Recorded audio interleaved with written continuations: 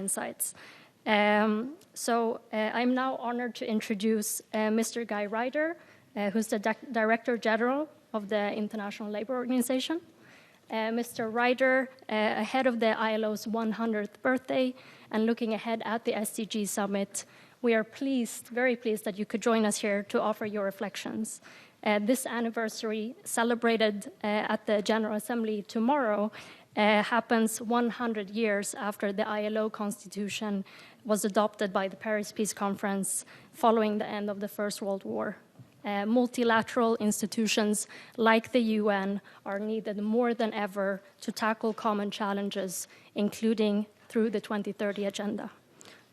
Could you tell us what is your overall assessment of SDG 8, especially as it pertains to young people?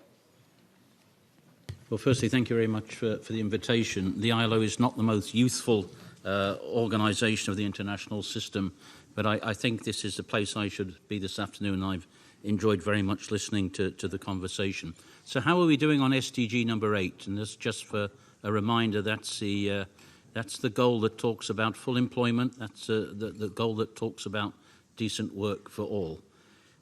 The short answer to your question is we're not doing as well as we should be. We're not doing very well. Global unemployment has come down since the goal was set, but the numbers are big and they're pretty worrying. We've still got more than 170 million people unemployed in the world. The sad fact of the matter is that young people under 25, their unemployment rates are typically 2 to 3 times higher than general rates of unemployment. So that tells its own story. But it's not the whole story. The fact of the matter is that even when young people do get into the labour market, they do so very frequently in very low-quality jobs. They get into the labour market in the most precarious, in the most insecure parts of the labour market. So, you have to consider that even when people are working, even when they have a job, in middle and low-income countries, about 25% of those working people are actually living in poverty. So work is not enabling them to get out of poverty. And that means we have to look very much at the quality of the work that's on offer. And there again, young people are generally on the sharp end of the story. It is worrying that increasingly participation rates of young workers, that percentage of young people who participate in the labour market, that is to say who are working or looking for work, those rates are going down. Now, there can be good reasons for that. That could mean that young people are staying in education. They're doing other things by preference. But unfortunately, it also demonstrates the fact that large numbers of young people are discouraged and simply staying at home.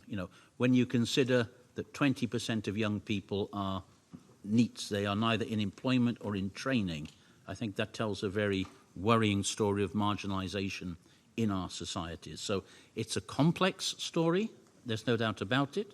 There are some good things happening, but if you were to ask me my assessment of are we on track, I have to say we're not on track right now.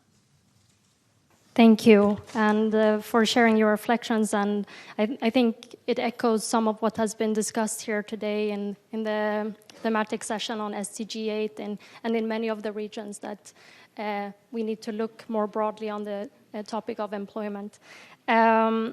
You have just launched a social media campaign, #MyFutureOfWork, inviting young people to share their personal visions on the future of work, as this is clearly a priority both for ILO and for young people, as they adapt to as well as create this future labor market.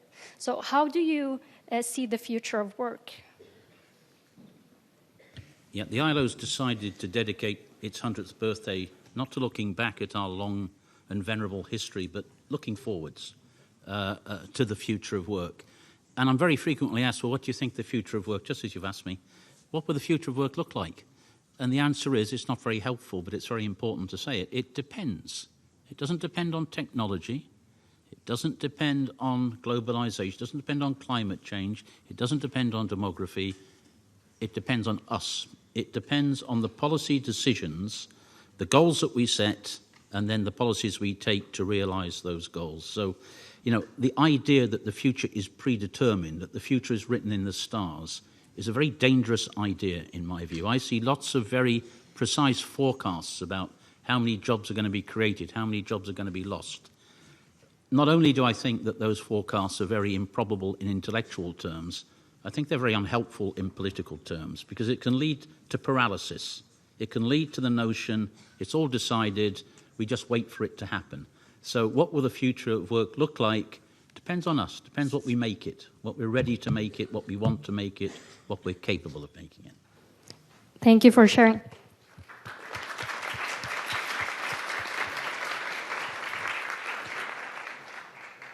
And I hope that the ILO will take into account many of the suggestions that young people here have proposed, and that young people here, echoing the message of Mr. Ryder, suggest policy on how we're actually tackling both unemployment but also the issues within employment.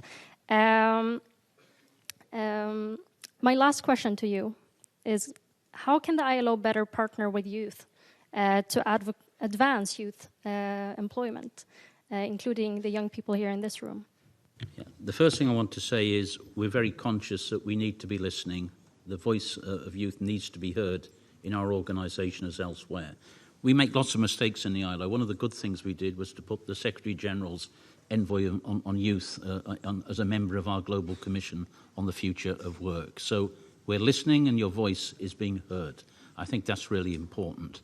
But when it comes to our everyday work, what really matters, I think, is in addition to establishing youth employment as a priority of the work that we do, and we have done that we act both internationally and nationally in concrete ways. It can't just be the speech in rooms like this. It has to be the action in your countries and internationally. A few years ago, we launched the Global Initiative on Decent Jobs for Youth with the then Secretary General, with the Youth Forum. We now have that initiative involving about 50 partner organisations.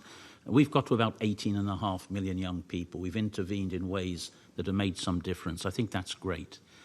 At the same time, it's our work with our member states, day in, day out, that matters. I'm really encouraged, and I've had the opportunity, thanks to the President of ECOSOC, to talk to a number of ministers for youth during my stay here in New York.